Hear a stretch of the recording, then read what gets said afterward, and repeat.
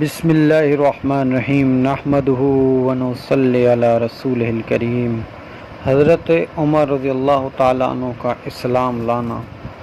حضرت عمر رضی اللہ تعالیٰ عنہ بھی ان کا نام مبارک مسلمانوں کو جس پر آج بھی فخر ہے، جن کے جوش اور ایمانی سے آج 1450 برس بھی گزر گئے ہیں، لوگوں کے دلوں میں ان کا خوف ہے۔ اسلام لانے سے قبل مسلمانوں کے مقابلے اور تکلیفیں پہنچانے میں بھی ممتاز تھے۔ نبی اکرم صلی اللہ علیہ وسلم کے قتل کے در پہ رہتے تھے۔ ایک روز کفار نے مشورہ کی کمیٹی قائم کی کہ محمد صلی اللہ علیہ وسلم کو نعوذ باللہ کون قتل کرے گا؟ حضرت عمر نے کہا کہ میں قتل کروں گا۔ لوگوں نے کہا کہ بے شک تو ہی یہ کر سکتا ہے۔ حضرت عمر تلوار لٹکائے ہوئے اٹھ کر چل دیے۔ اسی فکر میں جا رہے تھے کہ سامنے سے ایک صاحب قبیلہ زہرہ کے، جن کا نام حضرت سعد بن ابی وقاص رضی اللہ تعالی عنہ ہے، اور بعضوں نے اور صاحب لکھا ہے، ملے۔ ان سے پوچھا، اے عمر کہاں جا رہے ہو؟ کہنے لگے محمد صلی اللہ علیہ وسلم کے قتل کی فکر میں ہوں۔ نعوذ باللہ۔ سعد نے کہا تو بنو ہاشم اور بنو زہرہ اور بنو عبد المناف سے تم کیسے مطمئن ہو گئے؟ وہ تم کو بدلے میں قتل کر دیں گے۔ اس جواب پر بگڑ گئے اور کہنے لگے کہ معلوم ہوتا ہے تو بھی بے دین یعنی مسلمان ہو گیا ہے، پہلے تجھے نپٹا دوں۔ اور یہ کہہ کر تلوار سنبھالی۔ حضرت سعد رضی اللہ تعالیٰ عنہ نے بھی کہا کہ ہاں میں مسلمان ہو گیا ہوں، تلوار سنبھالی۔ دونوں طرف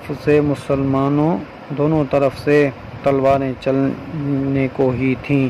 حضرت سعد رضی اللہ تعالیٰ عنہ نے کہا کہ پہلے اپنے گھر کی تو خبر لے، تیری بہن اور بہنوئی دونوں مسلمان ہو چکے ہیں۔ یہ سننا تھا کہ غصہ سے بھر گئے اور سیدھے بہن کے گھر گئے، اور وہاں حضرت خباب رضی اللہ تعالیٰ عنہ ان کو قرآن پڑھا رہے تھے۔ حضرت خباب رضی اللہ تعالیٰ عنہ کو قرآن بنائے، ان دونوں میاں بیوی کو قرآن پڑھا رہے تھے۔ حضرت عمر رضی اللہ تعالیٰ عنہ کو کواڑ کا دروازہ کھڑکھڑایا۔ اندر سے انہوں نے آواز سن کر حضرت خباب رضی اللہ تعالیٰ عنہ تو جلدی سے اندر چھپ گئے، اور وہ صحیفہ جلدی میں باہر ہی رہ گیا جس پر آیات قرآنی لکھی ہوئی تھی۔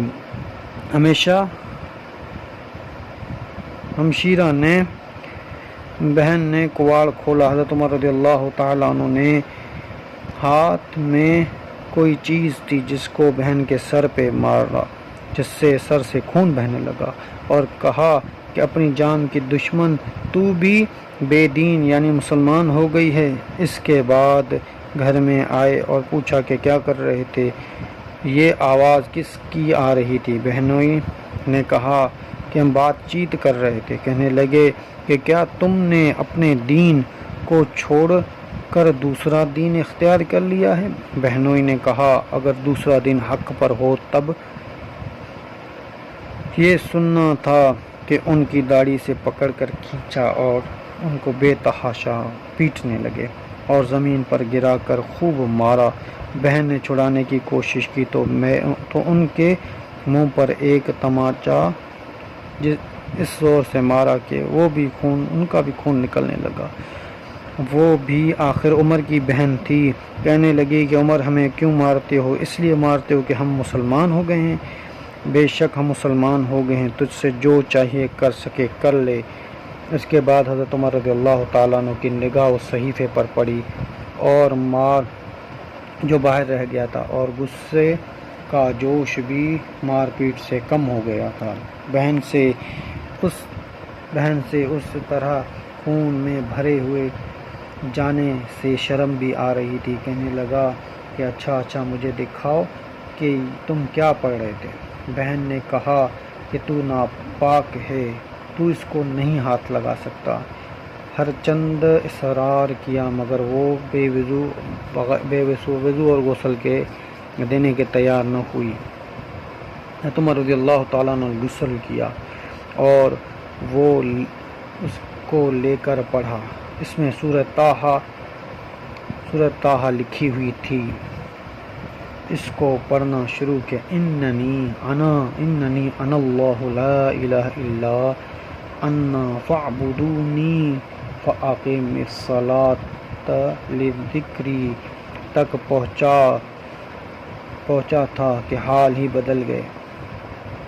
کہنے لگے کہ اچھا مجھے بتاؤ، محمد صلی اللہ علیہ وسلم کی خدمت میں لے چلو، مجھے بھی محمد صلی اللہ علیہ وسلم کی خدمت میں لے چلو۔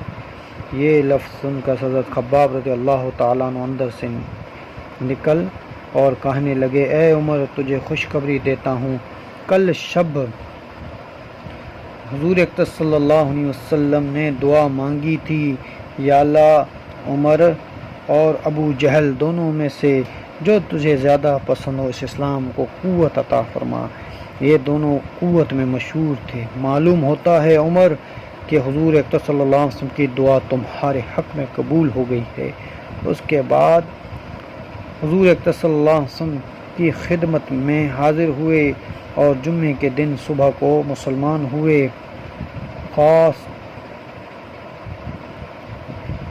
ان کا مسلمان ہونا تھا کہ کفاروں کے حوصلے پست ہونے لگے، مگر پھر بھی یہ نہایت مختصر جماعت تھی اور وہ سارا مکہ بلکہ سارا عرب اس کے لیے بھی جوش پیدا ہوا اور جلسے کر کے مشورے کر کے ان حضرات